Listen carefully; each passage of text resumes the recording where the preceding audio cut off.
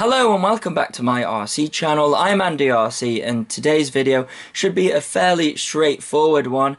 I have got the Full Speed Leader 3 SE here and I received one of the initial first versions of this guy, and one of its USP, or unique selling point if you don't watch Shark Tank or Dragon's Den, is that it's a lightweight copter that can take a 4S battery. A lot of these smaller, lighter 3-inch models take a 3S battery.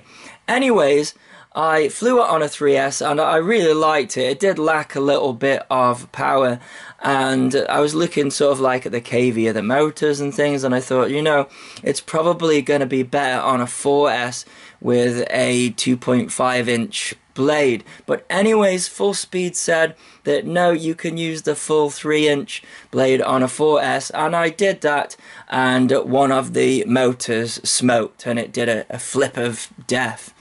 Anyways, when I went to Full Speed and reported this back, they said, oh, well, you've got an early version. These are prototype motors. I'll send you some of the updated motors. But in that time, the customers that were buying this were also experiencing the same problem with the updated motors. So Full Speed had to go and do some investigating, and it turns out that the motors that they had made up, they're a 1106 4500 kV motor. They were actually, I think, 4800 kV, and they were just getting too hot, you know.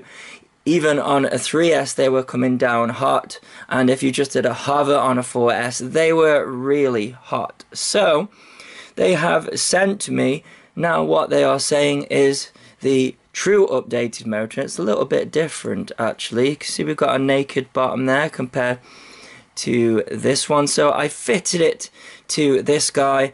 I've got a 4-cell battery, and my only job is to see if it catches fire. So it should be a pretty fun day, right? So I'm gonna get all of my transmitter and my FPV goggles, and let's go and see if this new motor can stack up to a 4S on a 3-inch blade. And by the way, I'll link to my original review in the below of this video, because it does have other unique things, like, you know, it's got a 600 milliwatt VTX and it's a budget model as well. A couple of things I didn't like about it was I'm not keen on this Cadex camera. It's a very cheap camera and I'd replace that out, but I know they're working to a budget and it is flyable with it. Anyways, that's enough rambling. Let's go and see if this thing catches fire. Alrighty, well, there's going to be no holes barred today. I'm going to let the battery warm up a little bit. I have updated to the latest version of Betaflight. So because this is such a super top secret flight controller, you have to go on the Full Speed's website to download their firmware. This is just stock PIDs as well. It's flying superb. Now, the last time I flew this guy with 4S, it was in the summer, but still I've done a hover test indoors and the motors aren't getting warm, so that's a good sign. And I think it flew for about a minute the last time. Ah, so much power. So let's see what happens. Man, this is a fast thing. Now, I think I said that this model flew best on a 2.5-inch prop, but now if they have this 4S thing sorted, man, this feels so locked in and dialed in. It is brilliant. And you know, if you had one of those original ones, by the way, and are worried, you know, and have maybe just stuck to 3S, then get in contact with Full Speed, because they are a budget company, but they are a rare breed of budget company that actually has customer service.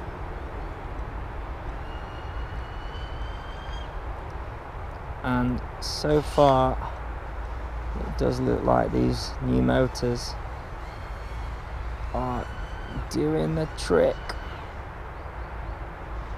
Dive, dive, dive.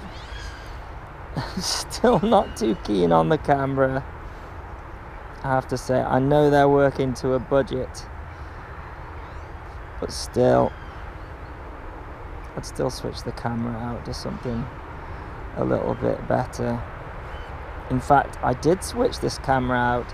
This is the camera from the Leader 2.5. I absolutely ruined the camera that came with this originally because it had got dust all over it, and silly me, not having an air duster, I got sort of like a cotton bud and tried to clean the dust off. Very susceptible to dust, these cameras. I think it's because the back has a little opening. So yeah, this one's nice and clean now. So I switched it out. It's performing alright. Yeah, great model for the price. I know they have sorted the battery out. It is awesome. We've got the 600 milliwatt transmitter, which I think I tested it around about 550, and I think the 25 milliwatt setting was actually 9, so you might want to go up to the 100 milliwatt setting, which I think I tested at 50.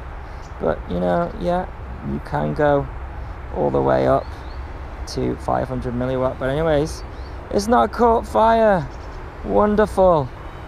So it gets a thumbs up from me. So as always, thanks so much for watching. Please continue to subscribe. Cheers.